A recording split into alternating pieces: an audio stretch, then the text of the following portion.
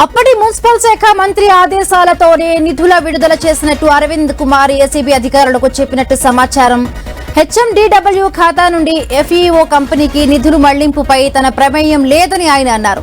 అప్పటి మంత్రి వాట్సాప్ ద్వారా ఎఫ్ఈఓకి నిధులు విడుదల చేయాలని ఆదేశించారని, ఇందులో తన వ్యక్తిగత స్వార్థం లేదని తెలిపారు. ఆయన ఆర్థిక శాఖ అనుమతి తీసుకోవాలని మంత్రికి తాను చెప్పినట్లు ఏసీబీకి వెల్లడించారు. ఎఫ్ఈఓ కంపెనీకి వెంటనే నిధులు విడుదల చేయాలని, అన్ని విషయాలు తాను చూసుకుంటానని మంత్రి చెప్పినట్లు అరవింద్ కుమార్ తెలిపారు.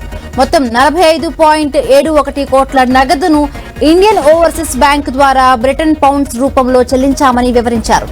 ఫార్ములా ఈ కార్ రేసింగ్ కేసులో ఐఏఎస్ అరవింద్ కుమార్ ఏసీబీ విచారణ కొనసాగుతోంది.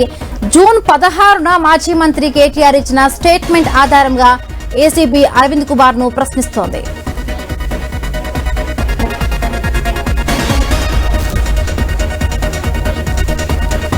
ఇక ఫార్ములా ఈ కార్ రేసింగ్ లో కొనసాగుతోంది విచారణ. ఐఏఎస్ అరవింద్ కుమార్ ను ఏసీబీ విచారిస్తోంది. రైట్, దీనికి సంబంధించి మరిన్ని పూర్తి అప్డేట్స్ తెలుసుకునే ప్రయత్నం చేద్దాం.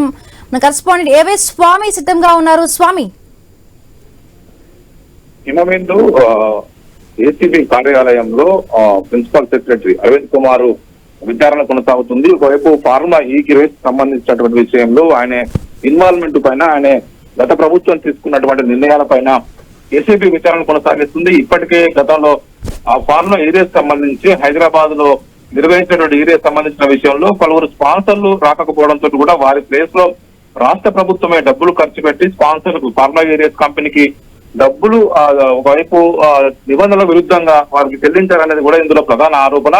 దీనికి సంబంధించిన విషయంలో ఇప్పటికే కేటీఆర్ ను, అప్పుడు మున్సిపల్ శాఖ మంత్రిగా పనిచేసినటువంటి కేటీఆర్ ను పలు సందర్భాల్లో 2-3 సార్లు అతన్ని విచారించారు. ఆ విచారణలో వచ్చినటువంటి అంశాల ఆధారంగా తాము విధానపరమైన నిర్ణయం తీసుకున్నాను, తానే ఆ కంపెనీకి డబ్బులు చెల్లించాలని చెప్పేసి అధికారులకు సూచించారని చెప్పేసి కూడా కేటీఆర్ స్పష్టం చేశారు. అయితే కేటీఆర్ చెప్పిన దాని మేరకు నిబంధనలు పాటించి పనులు చేసినటువంటి అధికారులు నిబంధనలు పాటించారా లేదా అనేది కూడా ప్రధాన ఆరోపణ.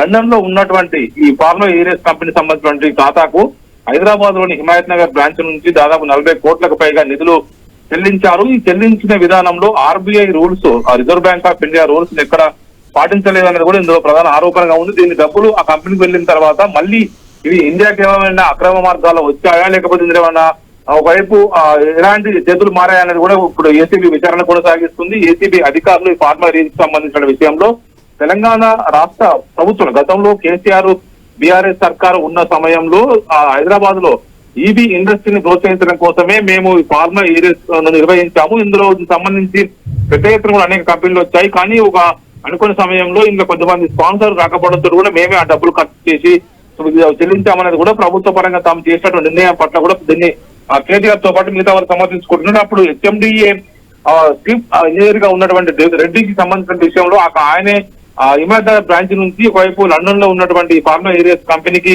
నిధులు చెల్లించారు. నిధులు చెల్లించే సమయంలో వీటిని ఫారెక్స్ నిబంధనలు వారి వైపు పాటించకుండా ఆర్బీఐ నిబంధనల్ని ఉల్లంఘించి నిధులు చెల్లించారనేది కూడా ఇందులో ఒక ఆరోపణ.